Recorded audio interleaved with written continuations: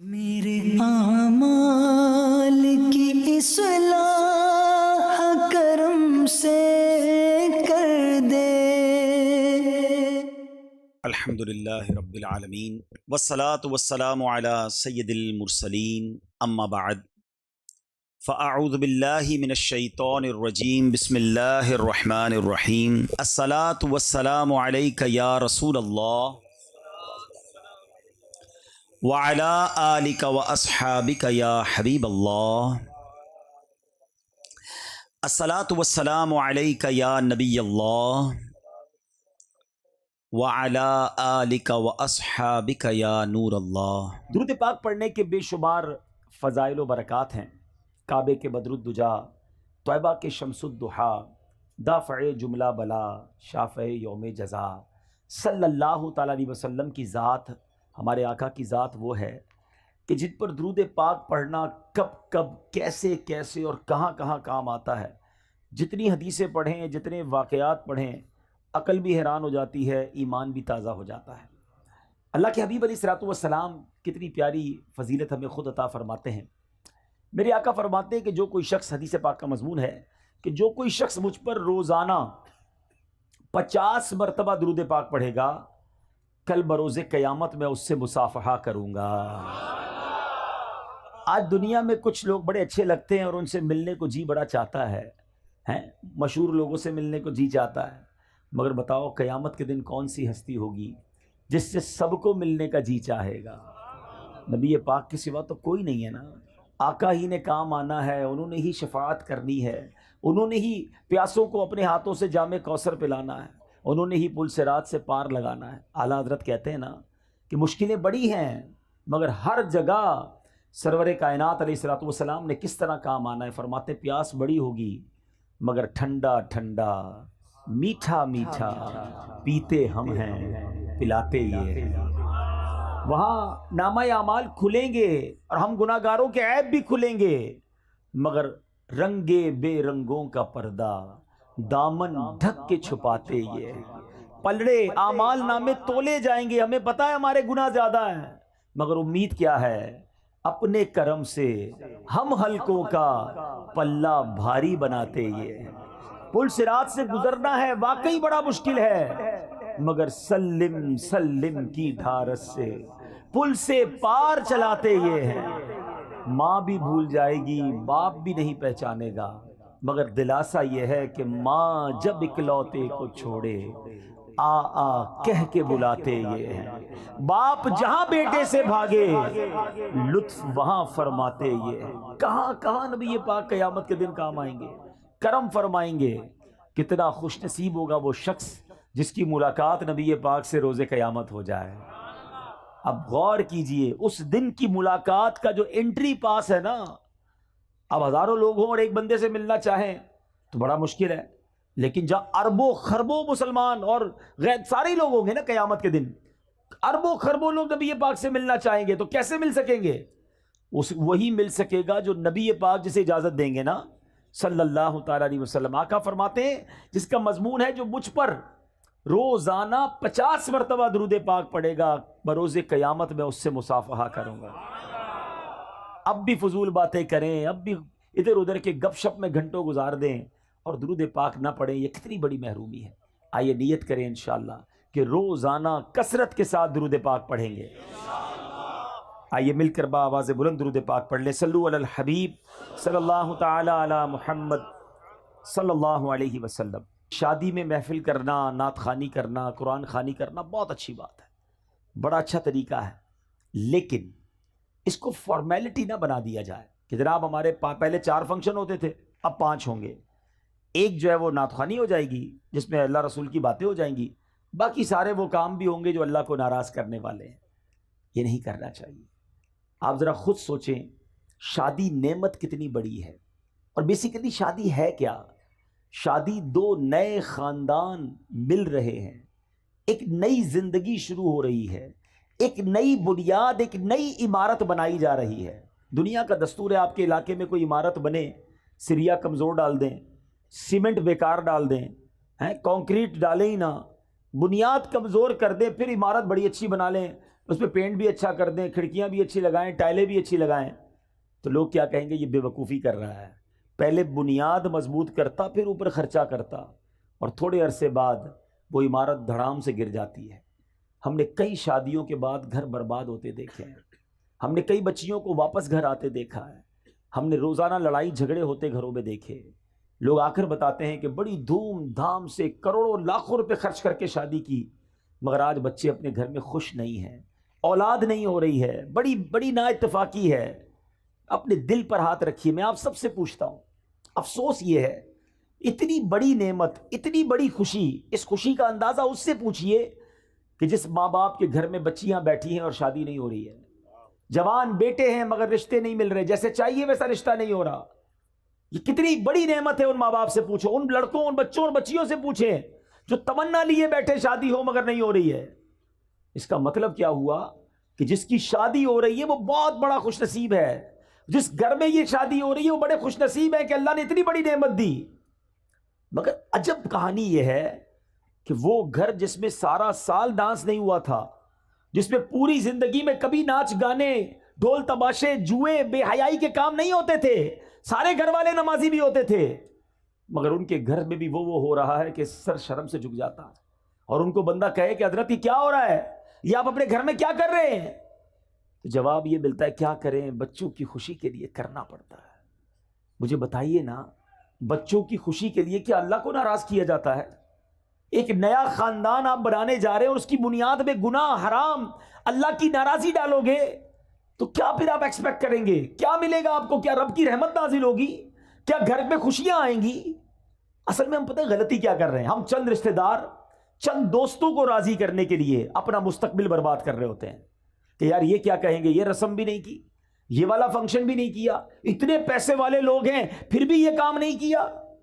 نہیں میرے بیٹھے اسلامی بھائیوں، پیسہ اللہ نے اس لیے نہیں دیا کہ اسی پیسے سے اللہ کو ناراض کیا جائے۔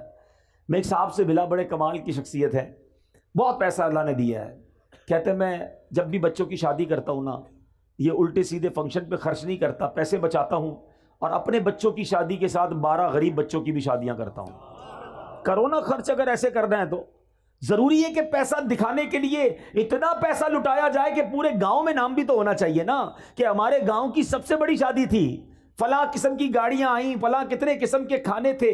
ٹھیک ہے ہر کام ناجائز نہیں ہوتا، لیکن مجھے بتائیے کتنے ناجائز کام کرتے ہیں؟ نہ کریں ایسا۔ میں تمام نوجوانوں کو یہ درس دیتا ہوں، آپ اسٹینڈ لیا کرو، آپ نے اپنی بیوی کے ساتھ، اپنی فیملی کے ساتھ وقت گزارنا ہے۔ آپ کہو کہ نہیں جناب میری شادی میں حرام نہیں ہوگا کیونکہ بعد میں پریشان میں نے ہونا ہے، اگر اللہ ہی ناراض ہو گیا تو میری اگلی نسلوں میں کیا ہوگا؟ ہم خود نوجوان اسٹینڈ لیں، ماں باپ بعض اوقات مجبور ہو جاتے ہیں کہ کیا کریں، جوان بیٹا مانتا نہیں ہے، بیٹی لڑتی ہے کہ مجھے یہ سارے کام کرنے ہیں۔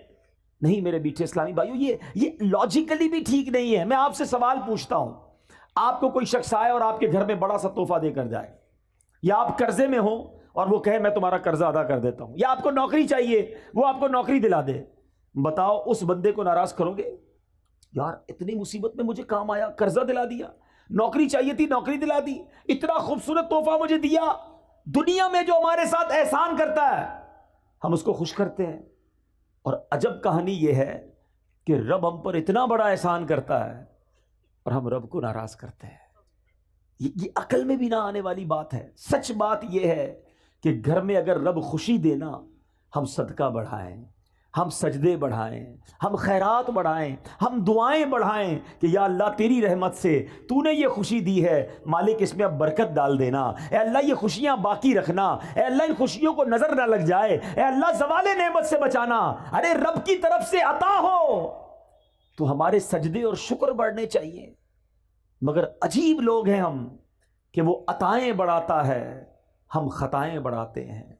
وہ عطائیں بڑھاتا ہے، ہم اللہ کو ناراض کرنے والے کاموں میں لگ جاتے ہیں۔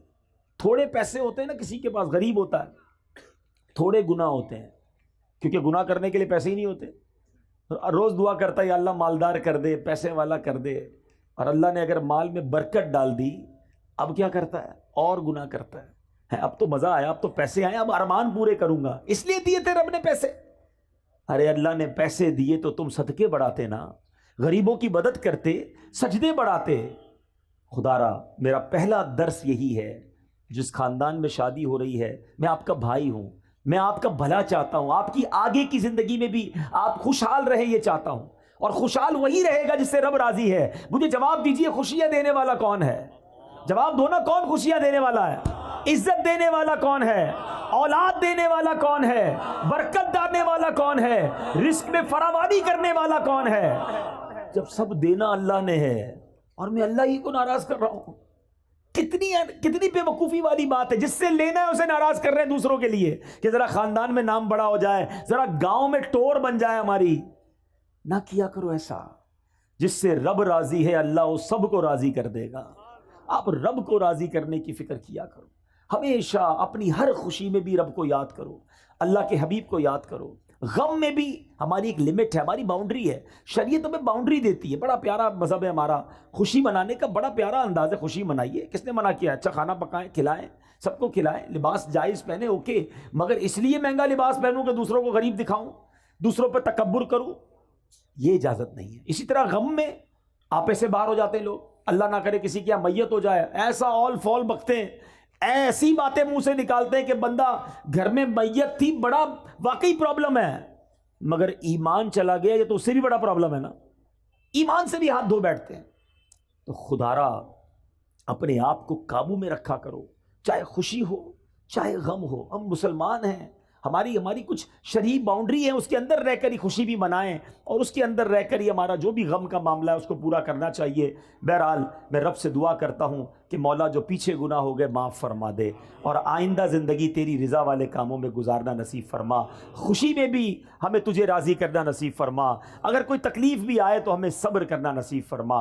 اچھی عادتیں سیکھو۔ نبی پاک فرماتے ہیں رجب اللہ کا مہینہ ہے، شعبان میرا مہینہ ہے، اور رمضان میری امت کا مہینہ ہے۔ بڑے پیارے مہینے کنٹینیو سیکوینس کے ساتھ آ رہے ہیں، گویا رحمتوں کی برسات آ رہی ہے۔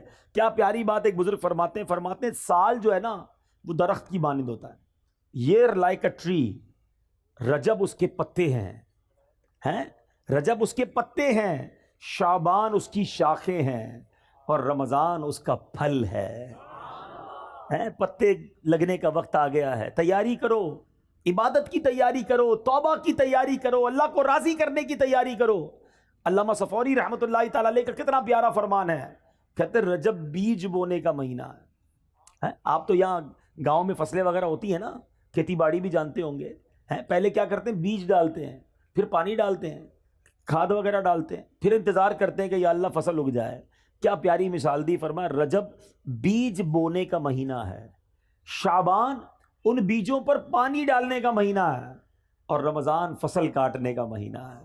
فرماتے جو رجب میں عبادت کا بیج نہیں بوئے گا، شعبان میں ان بیجوں پر اپنے آنسوؤں سے آبیاری نہیں کرے گا، وہ رمضان میں رحمت کی فصل کیسے کاٹے گا؟ رجب کی پہلی رات آتی ہے نا، اس رات سبحان اللہ جو دعا مانگی جائے اللہ کی رحمت سے قبول کی جاتی ہے۔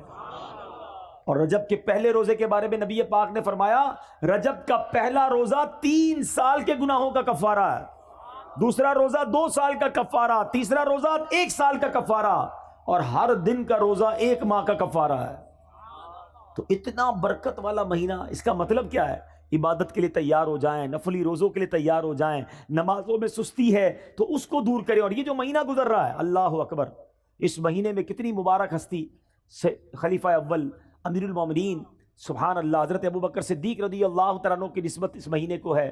اس سیدنا ابوبکر صدیق کے بارے میں چند باتیں عرض کر کے، کیونکہ بیان میں بہت لمبا چوڑا نہیں کر سکوں گا، تو 2-3 باتیں کر کے انشاءاللہ اپنی گفتگو ختم کرتا ہوں۔ حضرت ابوبکر صدیق رضی اللہ تعالیٰ عنہ کی کیا شان تھی، کیونکہ عادتوں پر بات ہو رہی ہے، مینرز پر بات ہو رہی ہے، اخلاق کیسے ہونے چاہیے، کن بری باتوں سے بچنا ہے۔ صدیق اکبر رضی اللہ تعالیٰ عنہ ایک بار نبی پاک علیہ الصلوۃ والسلام نے کمال کی بات فرمائی۔ آقا فرماتے اچھی خصلتیں 360 ہیں، اچھی عادتیں 360 ہیں، اور اللہ تعالیٰ جب کسی سے بلائی کا ارادہ فرماتا ہے اس کی ذات میں ایک خصلت پیدا فرما دیتا ہے، اور اسی کے سبب اسے جنت میں داخل کر دیتا ہے۔ یہ بہت بڑی بات ہے کہ اچھی عادتیں اندر ہوں، گناہوں سے بچے انسان۔ اب صدیق اکبر رضی اللہ تعالیٰ تو کمال ہے نا، سوال کیسا کر لیا، کہا حضور کیا کوئی ایسا بھی ہے جس کے پاس یہ ساری 360 خصلتیں ہوں، ایک خصلت جیسے ملے اللہ اسے جنت دے دیتا ہے؟ حضور کوئی ایسا بھی ہے کہ جس کے اندر یہ 360 خصلتیں موجود ہوں، نبی پاک فرماتے ہیں اے ابو بکر تمہارے اندر یہ ساری خصلتیں موجود ہیں۔ اللہ، ایسے ہی نہیں پیار کرتے ہم صدیق اکبر رضی اللہ تعالیٰ عنہ سے۔ نبی پاک کے ایسے خلیفہ، ایسے ساتھی ہیں کہ یار غار بھی تھے اور یار مزار بھی ہیں، آج بھی سنہری جالیوں میں نبی پاک کے ساتھ موجود ہیں۔ اب جس شخصیت کے بارے میں میرے آقا فرمائے کہ ابو بکر ساری 360 خصلتیں تمہارے اندر موجود ہیں، تو ان کے اخلاق تو اب زیادہ پڑھنے چاہیے نا، کہ کیا ایسی خصلتیں ہیں۔ یا میں ایک اور بات ایڈ آن کر دوں، میرے بہت سارے اسلامی بھائی بیٹھے ہیں، دعوت اسلامی والے بھی بیٹھے ہیں، اور بھی نیک نمازی داڑھی والے امامے والے نظر آ رہے ہیں۔ نارملی ایک اور ہماری جناب معلومات کی کمی بتا رہا ہوں، اور ہمارے عمل کی کمی بھی بتا رہا ہوں۔ آج کسی داڑھی امامے والے یا مذہبی حلیے والے سے کہو نا بھائی آپ سنتوں پر عمل کرتے ہیں، کہتا بالکل جناب میں سنتوں کا پیکر، چلتا پھرتا سنتوں کا پیکر۔ اچھا جناب ذرا سنتیں بتائیے کتنی ہیں؟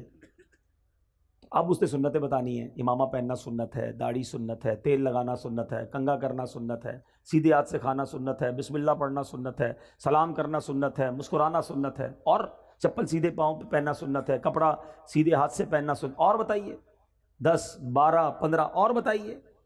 That's it. ہمیں 15 17 20 سنتوں سے زیادہ سنتیں پتہ نہیں ہیں، اور ہم کہتے ہیں میں سنتوں کا پیکر ہوں۔ جناب علماء نے اپنی کتابوں میں 400 سے زیادہ نبی پاک کی سنتیں لکھی ہیں، اور اب سنو میں بتاتا ہوں چند سنتیں، میری جو پوائنٹ ہے اس کو سمجھیے گا۔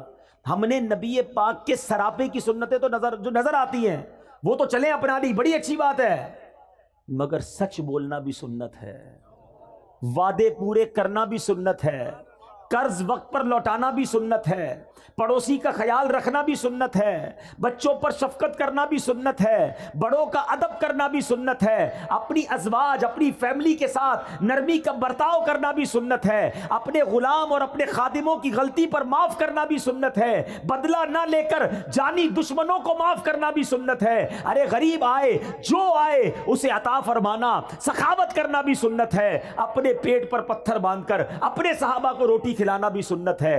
ان سنتوں پر کون عمل کرے گا؟ ہے داڑھی رکھ لی، امامہ پہن لیا اور کاروبار میں جھوٹ بولتے ہیں؟ یہ صرف سراپے کی سنتیں اپنا کر ہم سمجھ رہے ہیں ہم سنتوں کے پیکر ہو گئے۔ جس نے سنتیں سراپے کی سجائیں اس پر اب زیادہ ذمہ داری ہے کہ اب کردار کی سنتیں بھی اپنائے، ورنہ لوگ کہیں گے کہ دیکھو امامہ پہن کر داڑھی رکھ کر نمازیں بھی پڑھتا ہے اور یہ حرام کام کرتا ہے، سود کا کاروبار کرتا ہے، جھوٹ بولتا ہے، قرض واپس نہیں لوٹاتا ہے، گھر والے پریشان ہیں کہ بیوی پر ظلم کرتا ہے، ماں باپ کا ادب نہیں کرتا ہے، بچوں پر سختی کرتا ہے۔ کیا یہ نبی پاک کی سنتیں نہیں؟ تو خدا را اے میرے میٹھے اسلامی بھائیوں، ہاتھ جوڑ کر اپنے بیٹھے اس لیے سمجھا رہا ہوں کہ یقیناً داڑھی رکھنا سنت ہے، یقیناً امامہ پہننا سنت ہے، سنت کا لباس ہم نے اپنایا۔ اب لوگ ہم میں نبی پاک کی جھلک دیکھنا چاہتے ہیں، کردار مصطفیٰ کی برکتیں دیکھنا چاہتے ہیں، تو سنتیں بہت ساری ہیں، اور کردار کی سنتیں کون اپنائے گا؟ تو خدا را ضرور امامہ ہو، ضرور داڑھی ہو، ضرور نمازیں ہو، نماز کا نشان بھی ہو، مگر بات ہو تو سچ ہو، زبان سے انگارے نہ نکلیں، زبان سے تانے نہ نکلیں، زبان سے کانٹے نہ نکلیں کہ جو بات کرے اس کا دل چھلنی ہو جائے۔ ارے جو آپ سے بات کرے اس کو ایسے پھول ملے کہ دل مہک اٹھے، ہے پیسے دے تو وقت پر واپس ملے، اسے کاروبار کرے تو سچی چیز ملے، اپنا نقصان برداشت کر لینا، کیونکہ اب داڑھی رکھی ہے تو ذمہ داری زیادہ ہے کہ میری وجہ سے کسی اور کو نقصان نہ ہو۔ آستینے چڑھا کر سنتوں کا لباس پہن کر بات کرنے والے سے کون محبت کرے گا؟ اور میں سچ بتاؤں دل جلتا ہے کہ اس طرح کے کردار کے جس کے اندر کردار کی خامیاں ہوتی ہیں وہ پھر نبی پاک کی سنتوں کے خلاف لوگ بات کرتے ہیں، مذہبی لوگوں کے خلاف بات کرتے ہیں کہ دیکھو مذہبی لوگ ایسے ہوتے ہیں۔ آپ میرے اپنے ہیں اس لیے میں دل کی بات کر رہا ہوں۔ صدیق اکبر کے اس واقعے سے پتا چل رہا ہے کہ نبی پاک نے فرمایا 360 خصلتیں ہیں جو اچھی عادتیں ہیں، کہاں ہیں ہمارے اندر؟ اب آؤ میں بتاتا ہوں صدیق اکبر کے اندر کیسی کیسی عادتیں تھیں۔ آپ زمانہ جہلیت میں بھی، ابھی اسلام کہ نبی پاک نے اعلان نبوت ہی نہیں کیا تھا، اس دور میں بھی کبھی زندگی میں صدیق اکبر نے جھوٹ نہیں بولا۔ صدیق، آپ کا لقب پہلے ہی صدیق مشہور تھا، ہر بات سچ کہتے تھے۔ آپ بھی اگر صدیق بننا چاہتے ہیں نا، سبحان اللہ، وہ مقام صدیقیت تو اور ہے، سچ بولنے والا، سبحان اللہ۔ حدیث پاک سناتا ہوں، نبی پاک علیہ الصلوۃ والسلام فرماتے ہیں کہ بندہ سچ بولتا رہتا، حدیث پاک کا مضمون ہے، سچ بولتا رہتا ہے، سچ بولتا رہتا ہے، یہاں تک کہ اللہ کی بارگاہ میں صدیق لکھ دیا جاتا ہے، ہمیشہ سچ بولنے والا لکھ دیا جاتا ہے، اور بندہ جھوٹ بولتا رہتا ہے، جھوٹ بولتا رہتا ہے، جھوٹ بولتا رہتا ہے، یہاں تک کہ اللہ کی بارگاہ میں کذاب لکھ دیا جاتا ہے۔ اس سے بڑا بد نصیب کون ہے جو دنیا میں رہے اور اللہ کی بارگاہ میں کذاب لکھا ہوا ہو؟ بزرگ بیٹھے ہیں، پہلے کے دور میں لوگ کبھی کبھی جھوٹ بولتے تھے، اور اب تو ایسا لگتا ہے کبھی کبھی سچ بولتے ہیں، بات بات پر جھوٹ۔ کدھر رہتے ہو؟ جھوٹ۔ کیا کرتے ہو؟ جھوٹ۔ کچھ اور ہی بتانا ہے نا، کیسے بتاؤں شادی وال میں رہتا ہوں، گاؤں میں رہتا ہوں، او بھائی میں تو فلاں بڑے شہر میں کوٹھی ہے میری تو بڑے بڑے کارخانے ہیں، پتہ چلا لگاتا ٹھیلا ہے بتاتا کارخانے ہیں۔ اپنے سٹیٹس بتانا ہے نا، میں فلاں پوری دنیا گھوم کر آیا ہوں، گجرات سے باہر نکلا نہیں ہے، لیکن ذرا اپنا روب بھی تو جمانا ہے نا۔ کیوں جھوٹ بولنا ہے؟ کیوں لوگوں کو راضی کرنے کے لیے اللہ کو ناراض کرنا ہے؟ اچھا پھر ایک اور الگ کہانی ہے کہ جناب چٹکلے سنانے کے لیے، لطیفے جس کو کہتے ہیں، ہنسانے کے لیے، کامیڈی کرنے کے لیے جھوٹ بولنا ہے۔ یاد رکھو حدیث پاک کا مضمون ہے کہ جو ہنستے ہنستے گناہ کرے گا قیامت کے دن روتے روتے جہنم میں ڈالا جائے گا۔ تم لوگوں کو راضی کرنے کے لیے جھوٹ بول رہے ہو، لوگوں کو راضی کرنے کے لیے، کامیڈی کرنے کے لیے، لوگوں کو خوش کرنے کے لیے اللہ کو ناراض کر رہے ہو۔ حدیث پاک کا مضمون ہے کہ جو ایک جھوٹ بولتا ہے بندہ، اس کے منہ سے اتنی بدبو نکلتی ہے کہ رحمت کا فرشتہ 1 میل دور چلا جاتا ہے۔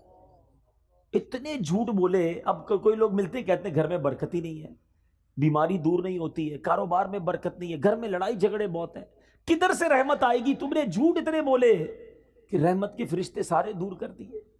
نہیں میرے بیٹھے اسلامی بھائی، صدیق اکبر ہمارے سروں کے تاج، ہم ان کے غلام، ذکر تو بڑے شوق سے سنتے ہو، ان کی باتوں پر عمل کب کریں گے؟ آؤ آج نیت کریں، کچھ بھی ہو جائے ہم نے انشاءاللہ ہمیشہ سچ بولنا ہے۔ شیطان ڈالے گا دماغ میں کہ جناب تم سچ بولو گے تو تمہارا مال کیسے بکے گا، دوسرے لوگ جھوٹ بول کے بیچ دیں گے، دوسرے لوگ آگے بڑھ جائیں گے، ابے کسی کو نہیں دیکھنا ہے۔ یاد رکھو کونوا مع الصادقین، سچوں کے ساتھ ہو جاؤ، آپ سچے ہو جائیں انشاءاللہ رب کی رحمت آپ کے ساتھ ہو جائے گی۔ سچ بولنے سے کام بند نہیں ہوگا، اللہ اور عطا فرمائے گا، غیب کے خزانوں سے عطا فرمائے گا۔ صدیق اکبر رضی اللہ تعالیٰ عنہ کی باتیں تو اتنی ہیں سبحان اللہ کہ میں ساری رات ہی بیان کرتا رہوں۔ ایک اور بات کر کے اپنی گفتگو کو ختم کرتا ہوں، اور یہ بھی گاؤں گوٹھوں میں بہت زیادہ پائی جاتی ہے، اس لیے میں اس خصلت کو، اس عادت کو، یہ بھی سنت ہے، اور لیکن اس سنت پر عمل کرنے والے شاذ ملتے ہیں۔ صدیق اکبر رضی اللہ تعالیٰ کا ایک معمول تھا کہ مدینے کی جو بچیاں تھیں وہ خلیفہ بننے سے پہلے 3 سال تک ہر سال آپ کے پاس آتی، اور محلے کی بکریاں، اپنی بچیاں جو ہے بکریاں لے کر آتی، تو تقریباً ہر دوسرے دن آتی تھی اور کہتی حضور ہماری بکریوں کو آپ دودھ دھو دیجئے۔ صدیق اکبر رضی اللہ تعالیٰ عنہ کو دودھ نکال کے دیتے۔ اب آپ بن گئے خلیفہ، امیر المومنین، ہیڈ آف اسٹیٹ، آج کے لفظ میں آپ تو اس مملکت کے ہیڈ تھے نا۔ اب ان بچیوں نے آ کر کہا کہ حضور پہلے تو آپ دودھ نکال دیتے تھے، اب تو آپ خلیفہ بن گئے ہیں، اب تو آپ دودھ نہیں نکالیں گے۔ آپ نے فرمایا کیوں نہیں، بکریاں لے آیا کرو، میں اب بھی تمہیں دودھ دھو دیا کروں گا۔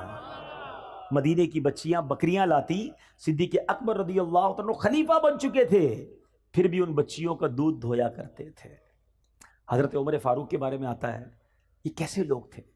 کہتے کہ میں ایک بوڑھی عورت کے گھر پر بیچاری پریشان تھی، تو کبھی کبھی جا کر اس کے گھر کے کام کاج کر دیا کرتا، صفائی کر دیا کرتا، چیزوں کو ٹھیک کر دیا کرتا۔ ایک بار گیا تو بوڑھی عورت نے کہا کہ پہلے ہی سارا کام ہو گیا ہے، گھر صاف ستھرا تھا، ایوری تھنگ مینج۔ کہ کون آیا تھا؟ کہ پتہ نہیں کون آیا تھا، کوئی آیا تھا اور آ کے کر کے چلا گیا۔ اچھا دوسرے دن گئے، پھر گھر کا کام پہلے ہو گیا، تیسرے دن گئے، پھر گھر کا کام حضرت عمر سے پہلے ہو گیا، عمر فاروق رضی اللہ عنہ سے پہلے۔ کہتے کون ہے جو مجھ سے پہلے آ کر گھر کے سارے کام کر جاتا ہے؟ اب ایک رات حضرت عمر فاروق کہتے ہیں میں دن میں آ کر چھپ جاؤں گا۔ اب آ کر شام کو چھپ گئے، دیکھا کہ خلیفۃ المسلمین امیر المومنین حضرت ابو بکر صدیق تشریف لائے۔ اس بوڑھی عورت کے گھر میں جھاڑو لگایا، اس کے کپڑے اور اس کے سارے کام کاج ٹھیک کیے، اور اس کے بعد تشریف لے گئے۔ کیا سیکھنے کو ملا؟ کہ خلیفہ بننے کے بعد بھی عاجزی کا پیکر ہیں، انکساری کا پیکر ہیں، ڈاؤن ٹو ارتھ ہیں۔ اور آج ہمارا کیا حال ہے؟ تھوڑے پیسے مل جائیں، تھوڑی نمبرداری مل جائے، کسی ملک کا ویزا لگ جائے، او ہو پھر تو ہمارا سٹائل ہی الگ ہے نا۔ پہلے محلے میں کوئی جانتا نہیں تھا، آج تھوڑا نام پاکستان میں مشہور ہو جائے پھر تو انداز ہی بدل جاتا ہے۔ بندہ مالدار ہو کر آج کل یہ ہو گیا غریب رشتہ دار کو پہچاننا چھوڑ دیتے ہیں کہ میں کیسے بتاؤں یہ میرا چاچا ہے، یہ بیچارہ پگڑ باندھے والا، یہ دیہاتی آدمی، میں کسی کو کہوں گا میرا ابا ہے، میرا چاچا ہے، تو لوگ مذاق اڑائیں گے۔ استغفر اللہ، یہ سیکھا ہم نے، یہ اسلام کی تعلیمات ہے۔ یقین کرو میرے میٹھے اسلامی بھائیوں، تکبر ایسا گناہ ہے، اللہ کو اتنا ناپسند ہے کہ روایتوں کا مضمون ہے کہ متکبر کو قیامت کے دن چوٹیوں کی شکل میں لایا جائے گا اور لوگ مسل مسل کر اس کے اوپر سے گزر رہے ہوں گے۔ تکبر ہی تو کیا تھا شیطان نے۔ حضرت آدم علیہ السلام کے سامنے دیکھ کر کیا کہا تھا؟ انا خیر من، میں اس سے بہتر ہوں، اے اللہ تو نے اس کو مٹی سے بنایا، مجھے آگ سے بنایا ہے۔ ایک تکبر کیا اور اللہ کی بارگاہ سے مردود قرار دے دیا گیا۔ آج یہاں روز تکبر کرتے لوگ، کہتے یہ گاؤں کے لوگ ہیں، یہ غریب لوگ ہیں، میں پیسے والا، میں وڈیرا، میں چودھری، میں نمبردار، میرے پاس بڑی گاڑیاں، میری بڑی کوٹھی، میرے ملازم ہیں۔ ٹھیک ہے، پہلے زمانے میں میں بھی غریب تھا، ان کے ساتھ چارپائی پہ بیٹھ کر چائے پی لیتا تھا، اب میرا سٹیٹس نہیں ہے۔ خلیفۃ المسلمین ہے اور بچیوں کی بکریوں کا دودھ دھو رہے ہیں۔ اگر عروج پانا ہے نا اللہ کی بارگاہ میں، تو یاد رکھنا کہ دانا خاک میں مل کر گلے گلزار ہوتا ہے۔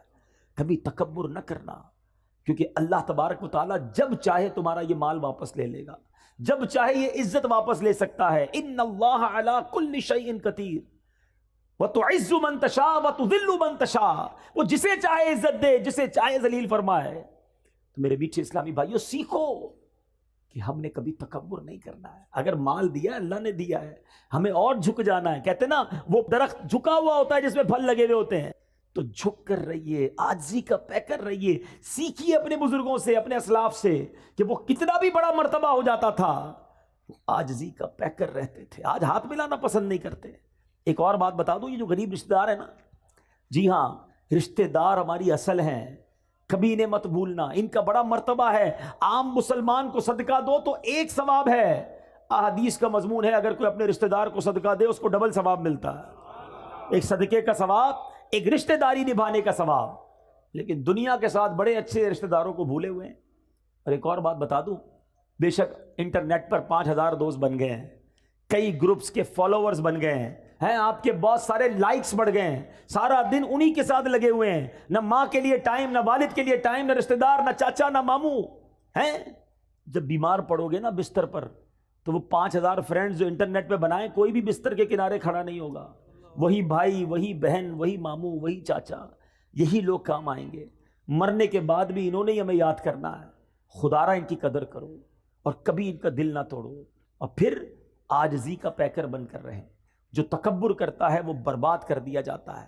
آخری حدیث سنا دیتا ہوں کہ کتنی بری بلا ہے تکبر، کہ جس کے دل میں رائی کے دانے کے برابر تکبر ہوگا۔ نبی پاک فرماتے ہیں جس کا مضمون ہے رائے کا دانہ ہوتا کتنا ہے، اتنا سا، سمجھایا کیسے پیارے انداز، اتنا بھی تکبر ہوگا، وہ جنت میں داخل نہیں ہوگا۔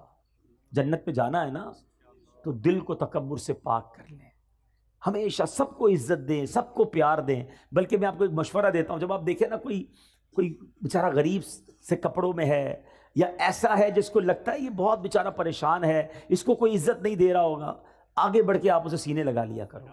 یقین کرو اتنا اس کو بھی مزہ آئے گا اور آپ کو بھی مزہ آئے گا، اس کی آنکھوں میں چمک آ جائے گی۔ بعض اوقات تو رو پڑتا ہے سامنے والا کہ شاید کئی مہینے ہو گئے کسی نے سینے نہیں لگایا تھا، کسی نے پیٹ نہیں تھپکی، کسی نے طبیعت نہیں پوچھی۔ طبیعت پہ نہیں پوچھتے۔